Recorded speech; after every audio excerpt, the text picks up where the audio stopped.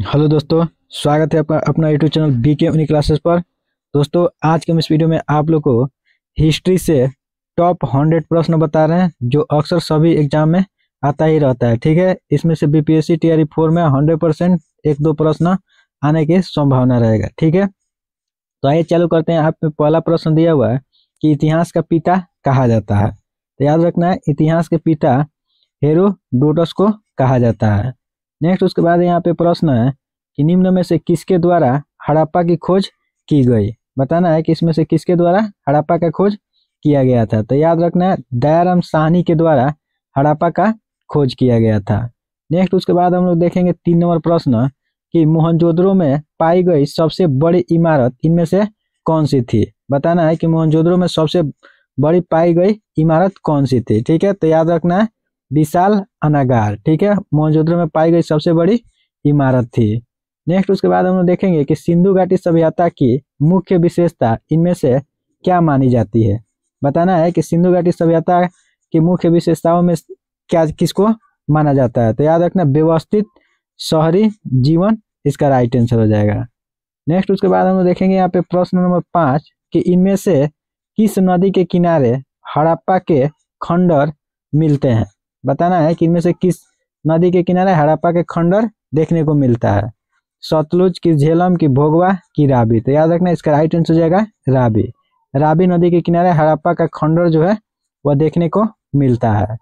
Next, उसके बाद हम देखेंगे कि त्रिपिटक धर्म ग्रंथ का संबंध किससे है।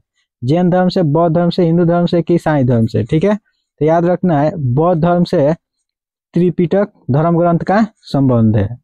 नेक्स्ट, उसके बाद हम देखेंगे कि गौतम बुद्ध ने अपना प्रवचन किस स्थान पर दिए थे। बताना है कि गौतम बुद्ध ने अपना प्रवचन जो है सबसे पहले कहाँ पे मतलब उपदेश दिए हुए थे। तो याद रखना प्रवचन जो दिए थे कहाँ पे दिए थे। तो याद रखना है सारनाथ में। ठीक है, इसका मतलब यह हुआ कि गौतम बुद्ध ने सबसे पहला अपना उपदेश कहाँ पे दिए थे। तो याद रखना है सारनाथ। नेक्स्ट, उसके बाद प्रश्न है कि कनिष्ठ के शासन काल में डॉट डॉट का आयोजन हुआ था। बताना है कि कनिष्ठ के शासन काल में किस बौद्ध संगति का आयोजन हुआ था। प्रथम बौद्ध संगति की, द्वितीय की, चतुर्थ की, तृतीय। तो याद रखना है इसका राइट आंसर हो जाएगा ऑप्शन नंबर सी। कनिष्ठ के शासन काल में चतुर्थ बौद्ध संगति का आयोजन हुआ था। नेक्स्ट, उसके बाद प्रश्न है कि गौतम बुद्ध किस वंश से संबंधित थे। कुरु, शाक्य, ज्ञात्रिक कि नंद। तो याद रखना है गौतम बुद्ध जो थे वह शाक्य कुल के संबंधित थे। नेक्स्ट, उसके बाद प्रश्न है कि जैन धर्म के कुल कितने तीर्थकर हुए। बताना है कि जैन धर्म के कुल कितने तीर्थकर हुए थे। 21, 22, 23, 24। तो याद रखना है जैन धर्म के टोटल 24 तीर्थकर हुए थे। नेक्स्ट, उसके बाद प्रश्न है कि मगध की प्रथम राजधानी कौन सी थी। राजगीर की, वजी की, पाटलिपुत्र की, वैशाली। तो याद रखना मगध की प्रथम राजधानी जो थी वह राजगीर थी। नेक्स्ट, उसके बाद प्रश्न है कि सिकंदर महान ने जब भारत पर आक्रमण किया तो उस समय किसका शासन था। तो याद रखना है घानानंद का। नेक्स्ट, उसके बाद हम देखेंगे यहाँ पे प्रश्न कि निम्न में से किस वर्ष कलिंग का युद्ध हुआ था। तो याद रखना है कलिंग का युद्ध जो था वह 261 बीसी में हुआ था। ठीक है, याद रखना है कलिंग का युद्ध कब हुआ था, 261 बीसी में हुआ था। नेक्स्ट, उसके बाद प्रश्न है कि अशोक द्वारा स्थापित शिलालेख में से किस शिलालेख में कलिंग का युद्ध का वर्णन है। तो याद रखना है अशोक के 13वां अभिलेख में कलिंग युद्ध का वर्णन देखने को मिलता है। नेक्स्ट, उसके बाद हम देखेंगे कि भारतीयों के महान सिल्क मार्ग किसके द्वारा आरंभ किया गया था। बताना है कि भारतीयों के महान सिल्क मार्ग जो है वह किसके द्वारा आरंभ किया गया था। तो याद रखना कनिष्ठ के द्वारा यह सिल्क मार्ग जो था आरंभ किया गया था। नेक्स्ट, उसके बाद प्रश्न है कि भारत में सर्वप्रथम स्वर्ण मुद्राएं किसके शासनकाल में चलाई गई थी। तो याद रखना भारतीय यूनानी के शासनकाल में भारत में सर्वप्रथम सोना के मुद्रा जो है चलाया गया था। नेक्स्ट, उसके बाद प्रश्न है कि तमिल भाषा के गौरव ग्रंथ शिल्प डिकारम व मणि मेखलई का संबंध किस धर्म से है। तो याद रखना है हिंदू धर्म से। नेक्स्ट, उसके बाद प्रश्न है कि गुप्त वंश के किस शासक को भारत का नेपोलियन कहा जाता है? तो याद रखना है, भारत का नेपोलियन जो है किसको कहते हैं लोग? समुद्रगुप्त को भारत का नेपोलियन कहा जाता है। नेक्स्ट उसके बाद प्रश्न है कि किस गुप्त शासक के दरबार में नवरत्न रहते थे? तो याद रखना है, चंद्रगुप्त द्वितीय के दरबार में नवरत्न रहा करते थे। नेक्स्ट उसके बाद प्रश्न है कि निम्न में से किस गुप्त शासक का अन्य नाम विक्रम द्वितीय था? बताना है कि किस गुप्त शासक का नाम विक्रम द्वितीय भी था। तो याद रखना, चंद्रगुप्त द्वितीय को विक्रम द्वितीय के नाम से भी जाना जाता था। नेक्स्ट उसके बाद प्रश्न है कि समुद्रगुप्त के जीवनी पर लिखी गई प्रयाग प्रशस्ति किसके द्वारा लिखा गया था? तो याद रखना, प्रयाग प्रशस्ति जो है वह हरिसेन के द्वारा लिखा गया था। नेक्स्ट उसके बाद प्रश्न है कि इनमें से कौन सी रचना कालिदास की नहीं है? ठीक है, बताना है कि इसमें से कौन सा रचना है जो कालिदास नहीं किए हुए है। ठीक है, तो याद रखना है, इसका पहला ही राइट आंसर हो जाएगा। जो मृक्ष कटिकम जो है वह कालिदास की रचना नहीं है। मेघदूतम, रघुवंशम, अभिज्ञान, शकुंतलम, यह तीनों के तीनों कालिदास के द्वारा लिखा गया है, लेकिन यह नहीं लिखा गया है। नेक्स्ट उसके बाद प्रश्न है कि पंचतंत्र के रचयिता कौन है?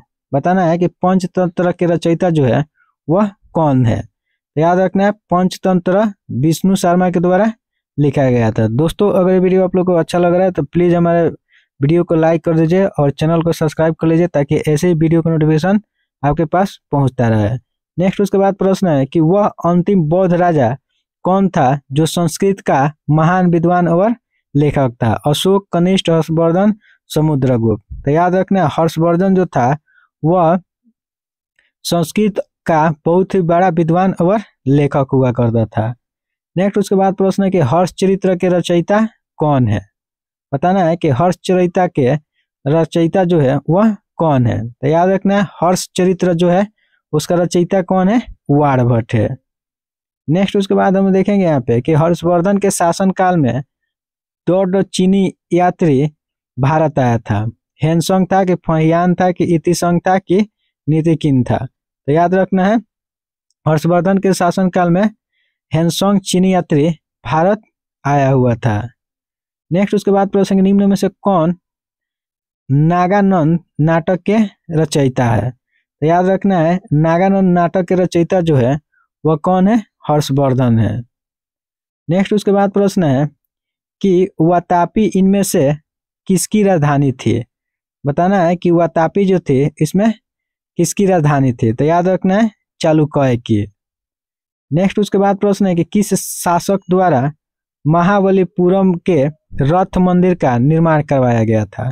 तो याद रखना है, महाबलीपुरम के रथ मंदिर का निर्माण जो है वह नरसिंह वर्मन प्रथम के द्वारा करवाया गया था। नेक्स्ट उसके बाद हम देखेंगे किसके शासन काल में के समय में अजंता और एलोरा की गृह चित्रकला विकसित हुई थी? तो याद रखना है, राष्ट्रकूट के शासनकाल के समय में अजंता और एलोरा का गृह चित्रकला जो था वो बहुत ही विकसित हुआ था। नेक्स्ट उसके बाद प्रश्न है 33 नंबर कि इनमें से किसके मध्य तकोलम का युद्ध हुआ था? बताना है कि किसके किसके बीच में तकोलम का युद्ध हुआ था। तो याद रखना, चोल और राष्ट्रकूट जो थे उन लोगों के बीच में तकोलम का युद्ध हुआ था। नेक्स्ट उसके बाद प्रश्न है कि विजय स्तंभ का निर्माण किस शासक ने करवाया था? तो याद रखना है, राणा कुंभा के द्वारा विजय स्तंभ का निर्माण करवाया गया था। नेक्स्ट उसके बाद हम देखेंगे किसके द्वारा गीत गोविंद काव्य की रचना की गई थी। यह प्रश्न भी आई है। ठीक है, बताना है कि गीत गोविंद के रचयिता कौन है? कालिदास, जयदेव के हरिसेन के चंद्रवदाई। ठीक है, तो याद रखना है, इसका राइट आंसर हो जाएगा जयदेव। ठीक है, जयदेव थे वह गीत गोविंद के रचयिता थे। नेक्स्ट उसके बाद प्रश्न है कि किस शासक को दिल्ली सल्तनत का वास्तविक संस्थापक माना जाता है? एक कुतुबुद्दीन ऐबक को, इल्तुतमिश को, बलबन को कि गयासुद्दीन तुगलक को? तो याद रखना है, इल्तुतमिश को दिल्ली सल्तनत का वास्तविक संस्थापक माना जाता है। नेक्स्ट उसके बाद हम लोग देखेंगे यहाँ पे 37 नंबर प्रश्न कि किताब उल हिंद नामक पुस्तक के रचयिता कौन है? तो याद रखना है किताब उल हिंद नामक पुस्तक जो है उसका रचयिता अल बरूनी है।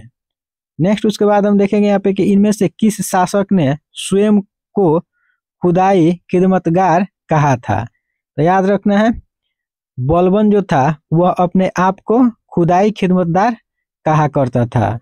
नेक्स्ट उसके बाद प्रश्न है कि दिल्ली के किस सुल्तान ने दीवान ए अर्ज की स्थापना की थी। तो याद रखना है दिल्ली के किस सुल्तान ने अपने को दीवान ए अर्ज की दिल्ली के किस सुल्तान ने दीवान ए अर्ज की स्थापना किया हुआ था। तो याद रखना है अलाउद्दीन खिलजी जो था वह दिल्ली के दीवान ए अर्ज का स्थापना किया गया था।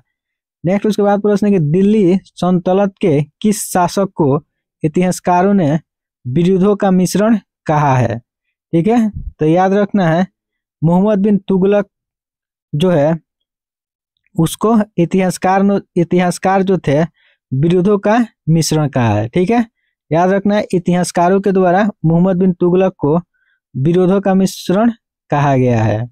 नेक्स्ट उसके बाद प्रश्न है कि मोरक्को का प्रसिद्ध यात्री इब्न बतूता किसके शासनकाल में भारत आया था। तो याद रखना है मोरक्को का प्रसिद्ध यात्री जो था इब्न बतूता वह मोहम्मद बिन तुगलक के समय में भारत आया हुआ था।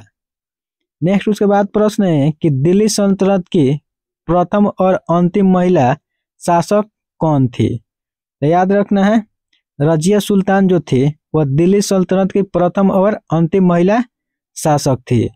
नेक्स्ट उसके बाद प्रश्न है कि विजयनगर साम्राज्य का सबसे महानतम राजा किसे माना जाता है। तो याद रखना है विजयनगर साम्राज्य का सबसे महानतम राजा जो है वह कृष्णदेवराय को माना जाता है।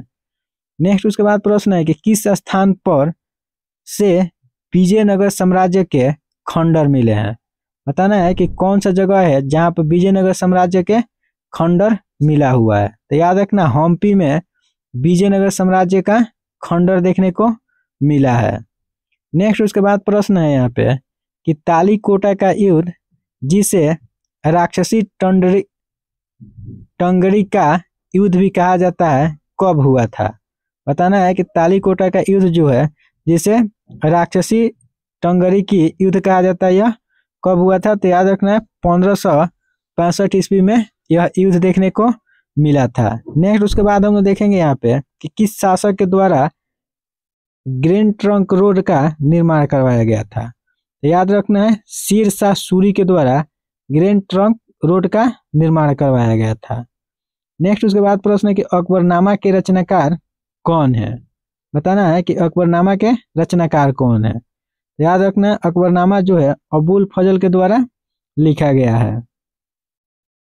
नेक्स्ट उसके बाद प्रश्न है कि किस मुगल शासक के शासनकाल को इतिहासकारों ने स्वर्णिम युग कहा है। तो याद रखना है शाहजहां के शासनकाल को इतिहासकारों ने स्वर्णिम युग के संज्ञा दिया हुआ है।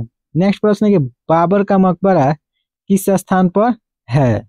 लाहौर में कि दिल्ली में कि आगरा की काबुल। तो याद रखना है बाबर का मकबरा जो है वह काबुल में देखने को मिलता है। नेक्स्ट उसके बाद प्रश्न है कि किस वर्ष अकबर व महाराणा प्रताप के बीच हल्दी घाटी का युद्ध हुआ था।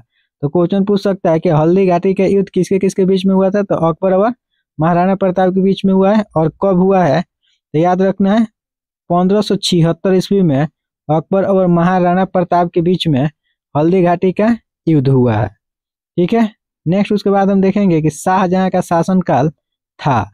बताना है कि शाहजहां जो था उसका शासनकाल कब से कब माना जाता है। तो 1628 से लेके 1658 के बीच में शाहजहां का शासनकाल माना जाता है। नेक्स्ट उसके बाद प्रश्न है कि शिवाजी का राज्य अभिषेक किस स्थान पर हुआ था। तो याद रखना है रायगढ़ में शिवाजी का राज्य अभिषेक हुआ था। नेक्स्ट उसके बाद प्रश्न है कि शिवाजी ने पुरंदर की संधि किसके साथ की थी। तो याद रखना है जय सिंह के द्वारा जय सिंह के साथ शिवाजी ने पुरंदर की संधि किए हुए थे। नेक्स्ट उसके बाद प्रश्न है कि पानीपत का तीसरा युद्ध किसके बीच हुआ था। तो याद रखना पानीपत का तीसरा युद्ध जो था 1761 ईस्वी में हुआ था, जो पेशवा बाजीराव द्वितीय और अहमद शाह अब्दाली के बीच में हुआ था। तो याद रखना है पानीपत का तीसरा युद्ध 1761 पेशवा बाजीराव द्वितीय और अहमद शाह के द्वारा हुआ था। नेक्स्ट प्रश्न है कि भारत का प्रथम गवर्नर जनरल कौन था। बताना है कि भारत का प्रथम गवर्नर जनरल कौन था। तो याद रखना विलियम बेंटिंक जो था भारत का प्रथम गवर्नर जनरल था। नेक्स्ट उसके बाद प्रश्न है कि भारत में राजस्व एकत्र करने की अस्थायी बंदोबस्त की प्रणाली किसके द्वारा शुरू की गई थी। तो याद रखना है लॉर्ड कॉर्नवालिस जो था वह भारत में राजस्व एकत्र करने के लिए अस्थायी बंदोबस्त का प्रणाली लागू किया हुआ था। नेक्स्ट प्रश्न है कि किस गवर्नर जनरल का नाम हड़प नीति के साथ जुड़ा हुआ है। तो याद रखना हड़प नीति जो है वह किससे जुड़ा हुआ है, लॉर्ड डलहौजी के द्वारा। ठीक है। नेक्स्ट उसके बाद प्रश्न है कि सुगौली की संधि 1816 में हुई है और किसके किसके बीच में संपन्न हुआ था। तो याद रखना है ईस्ट इंडिया कंपनी और नेपाल के बीच में सुपौली की संधि 1816 ईस्वी में हुआ था। नेक्स्ट उसके बाद प्रश्न है कि भारत में आधुनिक शिक्षा की प्रणाली की शुरुआत का नींव किसने डाली थी। ठीक है। तो याद रखना है भारत में आधुनिक शिक्षा प्रणाली की शुरुआत की नींव जो है किससे हुई थी। तो याद रखना है 1835 मैकाले के मिनट से हुआ था। नेक्स्ट प्रश्न है कि किस गवर्नर जनरल को सती प्रथा का अंत कराने का श्रेय जाता है। बताना है कि किस गवर्नर जनरल को सती प्रथा का अंत कराने का श्रेय दिया जाता है। तो याद रखना है लॉर्ड विलियम बेंटिक जो है उसको सती प्रथा का अंत करने में बहुत ही बड़ा योगदान था। नेक्स्ट प्रश्न है कि नील कृषकों की दुर्दशा पर लिखी गई पुस्तक नील दर्पण, ये प्रश्न बहुत ही VVI है। बताना है कि नील दर्पण जो पुस्तक है किसके द्वारा लिखा गया। तो याद रखना दीनबंधु मित्र के द्वारा नील कृषकों के दुर्दशा पर एक नील दर्पण पुस्तक लिखा गया है जिसका राइटर कौन है, दीनबंधु मित्र। नेक्स्ट प्रश्न है किन्हें भारतीय पूर्ण जागरण का पिता कहा जाता है। ये भी प्रश्न VVI है। तो याद रखना है भारतीय पूर्ण जागरण का पिता जो है कि राजा राम मोहन राय को कहा जाता है। ठीक है। याद रखना है राजा राम मोहन राय को भारतीय पूर्ण जागरण का पिता कहा जाता है। नेक्स्ट प्रश्न है कि स्वामी विवेकानंद ने किस वर्ष शिकागो में विश्व धर्म संसद में भाषण दिए हुए थे। तो याद रखना है 1893 ईस्वी में स्वामी विवेकानंद ने विश्व धर्म संसद में भाषण दिए हुए थे। कहाँ पे, शिकागो में। नेक्स्ट उसके बाद प्रश्न है कि 1873 ईस्वी में किसके द्वारा सत्यशोधक समाज की स्थापना किया गया। याद रखना है 1873 ईस्वी में सत्यशोधक समाज की स्थापना जो है वह महात्मा ज्योतिबा फुले के द्वारा किया गया है। याद रखना है सत्यशोध समाज की स्थापना ज्योतिबा फुले के द्वारा 1873 ईस्वी में किया गया है। नेक्स्ट उसके बाद प्रश्न है कि थियोसॉफिकल सोसाइटी का मुख्य भारत में कहाँ पर स्थापित किया गया। तो याद रखना है अडयार जो था वहीं पर थियोसॉफिकल सोसाइटी का मुख्यालय जो है स्थापित किया गया था। नेक्स्ट प्रश्न है और VVI है कि वेदों की ओर लौटो का नारा किसने दिया।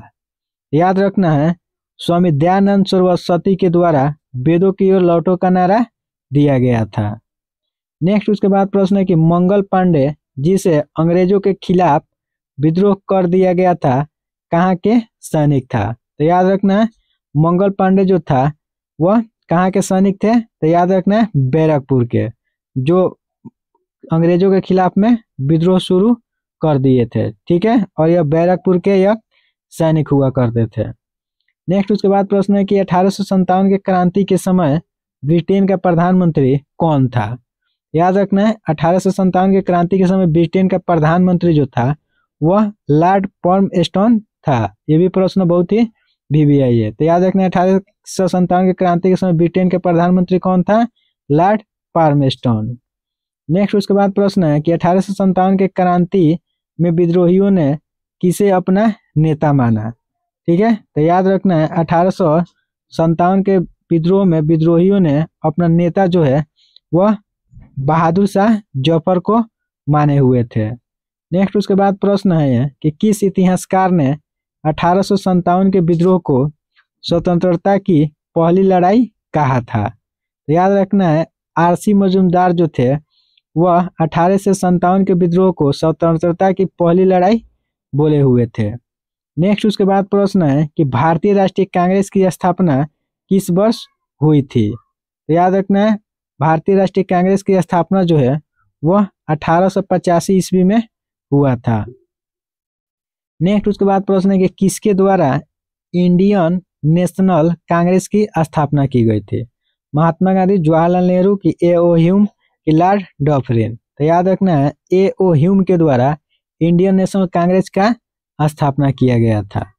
नेक्स्ट उसके बाद प्रश्न है कि ब्रिटिश हाउस ऑफ कॉमन में चुने जाने वाला पहला भारतीय कौन था। तो याद रखना है ब्रिटिश हाउस ऑफ कॉमन में चुना गया पहला भारतीय जो था वह दादा भाई नौरोजी थे। ठीक है, याद रखना है दादा भाई नौरोजी जो थे ब्रिटिश हाउस ऑफ कॉमन में चुने गए पहले भारतीय थे।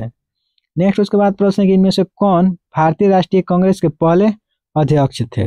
दादा भाई नौरोजी, महात्मा गांधी, ए.ओ. ह्यूम की डब्ल्यू.सी. बनर्जी। तो याद रखना है डब्ल्यू.सी. बनर्जी जो थे वो भारतीय राष्ट्रीय कांग्रेस के पहले अध्यक्ष चुने गए थे। नेक्स्ट उसके बाद प्रश्न है कि इसमें से किसके द्वारा भारतीय संघ की स्थापना किया गया था। तो याद रखना है सुरेंद्र नाथ बनर्जी के द्वारा भारतीय संघ का स्थापना किया गया था।